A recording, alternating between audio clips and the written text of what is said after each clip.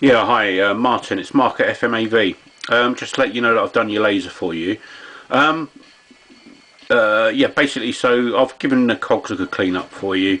I've also put a brand new laser in there for you. Other than that, it's in reasonable condition for its age.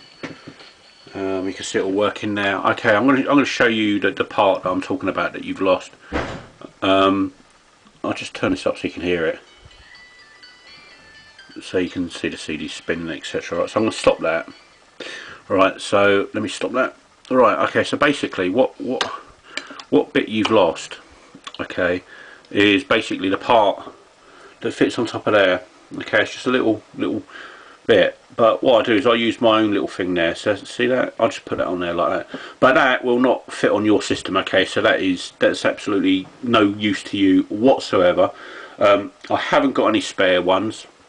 You can find them on eBay. I think they're about £6 or £7.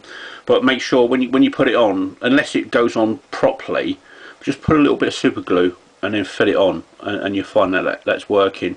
They do a little aluminium head for that. Let me just see if I've got one on a unit that I can show you.